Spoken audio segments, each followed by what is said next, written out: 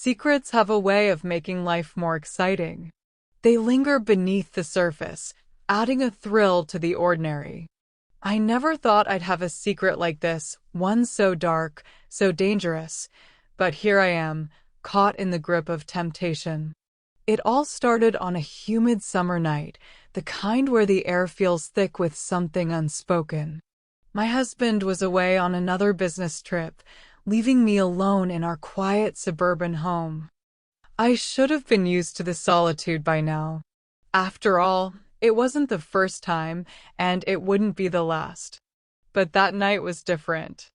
I stepped out onto the porch with a glass of wine, letting the soft glow of the streetlights wash over me. Across the yard, I spotted my neighbor, Derek, lounging on his patio with two other men. His deep, smooth laugh carried across the night air, mixing with the occasional clink of beer bottles. Derek was trouble, and I knew it. He was tall, built like a man who spent his days doing hard labor, and he had a way of looking at me that sent a shiver down my spine. He had flirted with me before, casual touches, lingering eye contact, suggestive smirks, but I had always brushed it off. But tonight, there were two more men with him. Strangers to me, but just as tempting. As if sensing my gaze, Derek turned his head and caught me staring. His lips curved into a knowing smile, and before I could look away, he raised his beer in a silent toast. "Hey, beautiful," he called out. His voice was thick with something I couldn't quite place. "You're looking lonely over there." I hesitated. I knew what I should do, wave politely and head back inside. But something inside me, something reckless and eager, made me linger. "Come have a drink with us," he said. "No harm in a little company, right?" The two men beside him exchanged amused glances. One of them, a dark-haired man with a cocky grin, leaned forward. "Yeah, come on. We don't bite. Unless you ask nicely." A rush of heat climbed up my neck. I should have walked away. I should have laughed it off. But instead, I found myself stepping down the porch steps, wine glass still in hand. The moment I reached them, Derek pulled out a chair for me, his fingers grazing mine as I sat down. The touch was brief, but it sent a spark straight to my core. "This is Ryan," Derek said, nodding toward the dark-haired man, then gestured to the other, a rugged blonde with sharp blue eyes. "And that's Jason. They're visiting for the weekend." Ryan leaned in slightly, his gaze sweeping over me in a way that felt both dangerous and exciting. "Damn, Derek. You never told us you had such a gorgeous neighbor." Derek smirked. "Didn't think I needed to." I took a sip of my wine, trying to steady my pulse. This was harmless, just friendly conversation. But the air around us felt charged, thick with something unspoken. "So," Jason said, his voice deep and smooth, "where's your husband?" I swallowed hard. "Out of town." Ryan's grin widened. "Lucky us." Derek chuckled, and for a moment, silence stretched between us. The tension was palpable, settling over the night like a heavy storm cloud. As the drinks kept flowing, the conversation turned playful, flirtatious even. I felt the weight of their eyes on me, the way their words lingered, daring me to acknowledge what was happening. And the worst part? I liked it. I should have stood up then. I should have gone back inside. But as Derek reached out and traced the rim of my wine glass with his fingertip, I knew I wasn't going anywhere. Before I continue, don't forget to like and subscribe for more gripping and forbidden tales. Things are about to get even more intense. The air was thick with heat, a mix of the summer night and the slow-burning tension between us. I could feel their eyes on me, Derek's dark and knowing, Ryan's sharp with amusement, and Jason's cool but curious. I should have been nervous. Instead, a slow thrill curled in my stomach. Derek leaned in, close enough that I could smell the musk of his cologne. "You're different tonight," he murmured, his voice low enough that only I could hear. "I like it." I let out a soft, breathy laugh, playing it off like this was just innocent fun. But deep down, I knew the truth. I wasn't the same woman I had been an hour ago. Ryan smirked and stood, stretching his arms over his head, his muscles flexing under his shirt. "Let's make this interesting." He grabbed a bottle of whiskey from the table. "One shot if you've ever thought about doing something you shouldn't." Jason laughed, shaking his head. "That's a dangerous game." Derek met my eyes. "You in?" A good wife would have declined. A good wife would have smiled, made an excuse, and walked away. I reached for the shot glass. "I'm in." Ryan grinned. "Damn. I like her." One shot turned into two. Then three. The more I drank, the bolder I felt. My head buzzed, my body tingled, and every touch, every brush of fingers, every accidental graze sent electric shocks through me. The music played low in the background, a slow, sultry rhythm that made the moment feel even more surreal. Derek stood and held out his hand. "Dance with me." I hesitated for only a second before placing my hand in his. His grip was firm, his palm warm against mine as he pulled me to my feet. He moved slow, his hands resting on my waist as we swayed. His touch lingered, and I felt the heat of his breath against my ear. "You're shaking." "Am I?" My voice came out softer than I intended. He pulled back just enough to look at me, his dark eyes locking onto mine. "Tell me to stop." I should have. I didn't. Instead, I felt a new presence. Ryan had stepped closer, his chest pressing lightly against my back. His hand grazed my arm, deliberate and teasing. "We should have met you sooner," he murmured, his lips dangerously close to my skin. Jason remained seated, watching us with an unreadable expression. But there was something in his eyes, something dark, something intrigued. My pulse pounded. I was standing in the middle of three men, each one of them pushing me further into the danger I should have been running from. Derek slid a hand up my back, fingers tracing my spine. Ryan's breath skimmed the back of my neck. Jason's gaze burned into me. I was in over my head. And I loved it. I should have walked away the moment Derek's hand brushed my waist. I should have laughed off Ryan's teasing words and ignored Jason's piercing gaze. But I didn't. I couldn't. The heat between us was too strong, pulling me in like a current I had no desire to fight. The drinks had loosened me, my body humming with anticipation. Every glance, every touch, every word was pushing me further, past the point of no return. "You sure about this?" Jason asked, his voice calm but thick with meaning. I met his eyes steady, unwavering, and nodded. "Yes." Derek's lips curled into a smirk. Ryan exhaled a low chuckle. Jason's gaze darkened. And just like that, the night shifted. Derek was the first to move. His rough, calloused hand slid up my arm, fingers grazing my bare skin. My breath hitched, but I didn't pull away. Instead, I turned slightly, only to find Ryan inches away, his grin widening as his fingers traced the rim of his glass. "She likes the attention," he murmured. Jason, ever the quiet observer, stepped closer, his gaze locked onto me.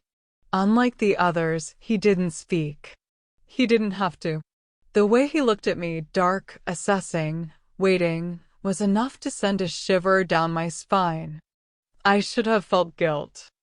I should have thought about my husband, about the life I was risking.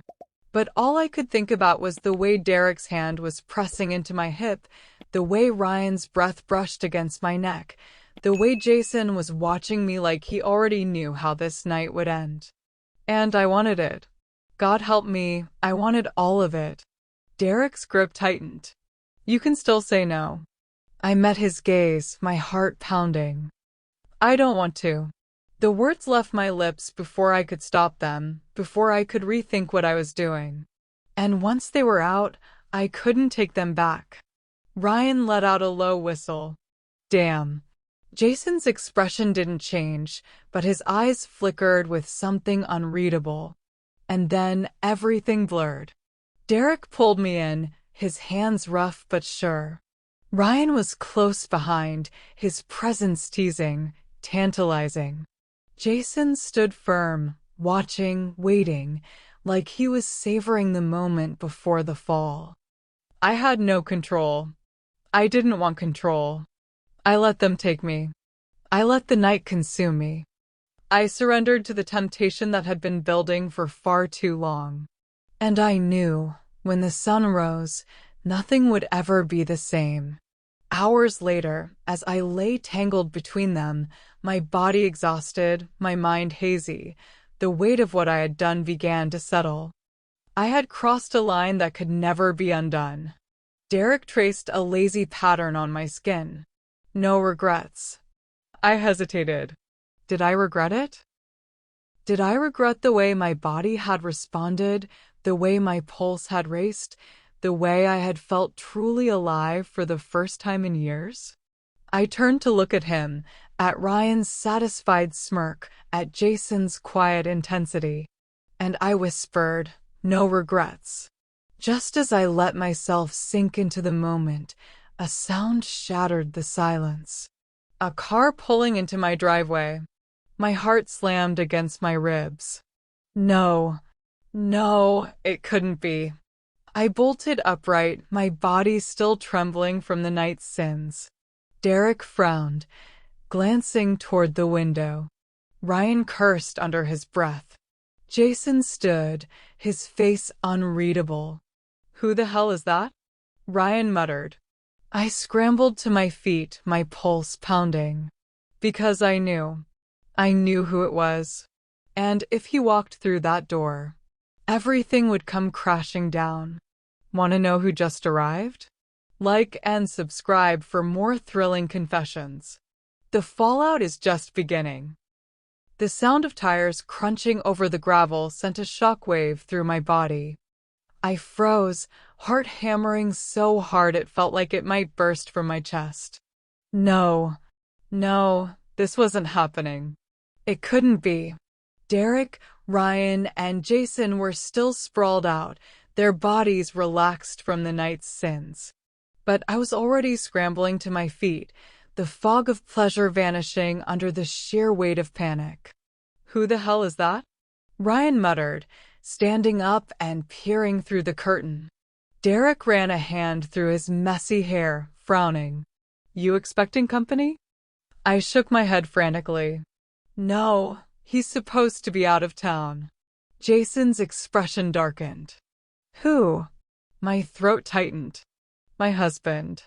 The word hung in the air, killing the last traces of lust in an instant. I bolted for my robe, pulling it tightly around me as I rushed to fix my hair, my breath coming in short, panicked gasps. My mind raced through a million excuses, a million ways I could explain away what he was about to walk into. But there was no way to hide this. Not when the room smelled like sweat and whiskey. Not when my skin was still flushed from their touch. Not when 3 men were in my house, looking at me like they had just claimed me. Derek stood, adjusting his shirt. We need to go. Now. Ryan was already reaching for his jacket. Too late for that, man. He's almost at the door. Jason remained still, his piercing eyes locked onto mine. What do you want us to do? I couldn't think. I couldn't breathe. The front door rattled. Oh God. The door swung open. And there he stood. My husband. His eyes flicked from me, standing there in my robe, my hair a mess, to the 3 men frozen in my living room. His expression didn't change. No instant rage. No accusations. Just silence. The kind that was worse than yelling. Claire. His voice was eerily calm. I opened my mouth, but no words came out. His gaze swept over Derek, Ryan, and Jason. I could see the moment realization hit him, the flicker of disbelief in his eyes before his face hardened. Wow! He let out a dry laugh, shaking his head. I knew something was off. But this... His eyes met mine, burning with something between fury and devastation. You really did this? Tears pricked at my eyes. I wanted to deny it, to make it disappear, to erase the last 24 hours. But what was the point? The evidence was right in front of him. Jason stepped forward, his voice calm. Maybe we should. My husband cut him off with a sharp glare. Shut the hell up. His voice was low, seething. I swallowed hard. Please, just let me explain. He scoffed. Explain? Explain what? That while I was out working to provide for you, you were here, he motioned to the 3 men. Doing this? The words hit like a slap. Ryan exhaled, rubbing his jaw. Look, man, maybe this isn't. My husband didn't even let him finish. His fists clenched, his entire body trembling. Get the hell out of my house. Derek didn't argue. Neither did Ryan.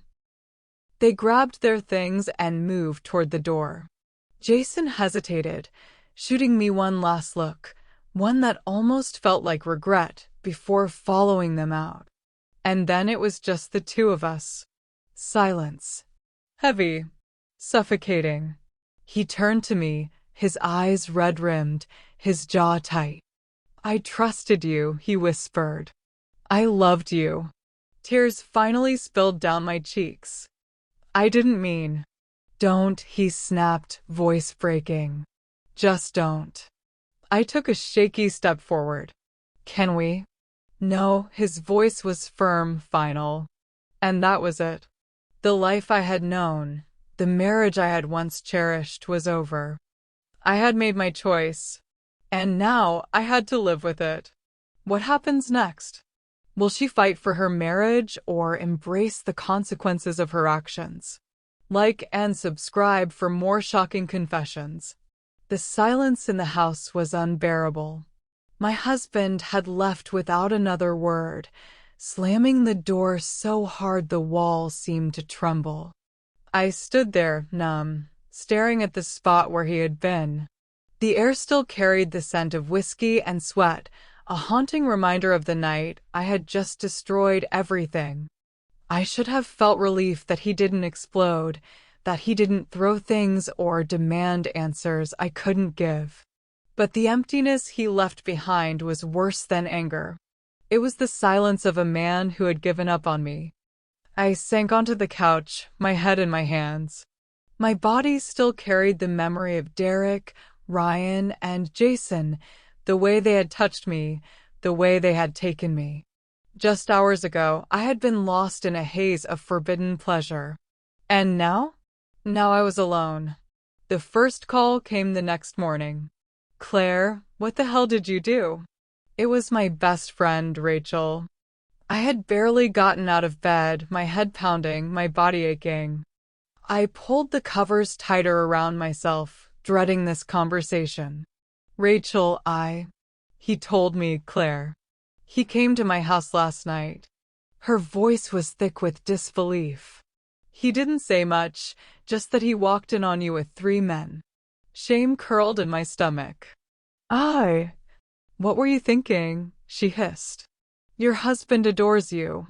He works his ass off for you.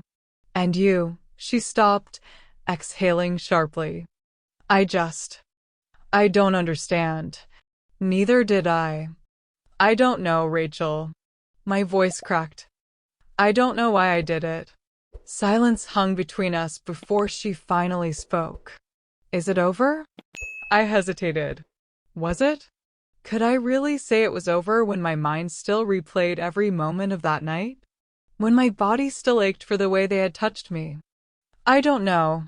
Rachel sighed, and for the first time, her voice softened. Claire, you need to fix this. If there's even a chance, you need to fight for your marriage. I spent the next few days in a daze, waiting for my husband to call, to yell, to ask me why. But he didn't. The silence stretched between us, suffocating. Then, on the fifth day, I finally broke. I drove to the hotel he was staying at, my hands trembling on the steering wheel. I wasn't sure what I would say. I just knew I had to try. When I knocked on the door, my heart pounded so loudly I thought I might pass out. The door opened. His eyes were tired, hollow. He looked at me, then at the floor, before stepping aside to let me in. I walked inside, my hands shaking. Why? His voice was raw, broken. I just want to know why, Claire. I swallowed hard. I don't have a good answer. His laugh was bitter. Try anyway. I took a deep breath. I felt invisible. He frowned, his jaw tightening. I wasn't looking for this, I whispered. I swear I wasn't. But then it happened, and my voice broke. I don't expect you to forgive me. I don't want to lose you. Silence. Then, finally, he spoke. I don't know if I can ever trust you again. His voice was quiet, but firm. I need time, Claire. A lot of time. My throat tightened. Does that mean there's still a chance? He didn't answer right away. Then, after what felt like forever, he exhaled slowly. I don't know. And with that, I realized this wasn't something I could fix overnight. Maybe not ever. I had made my choice. Now, I had to live with it. Thank you for watching till the end of the video. If you love the story, don't forget to like and subscribe for more dramatic confessions.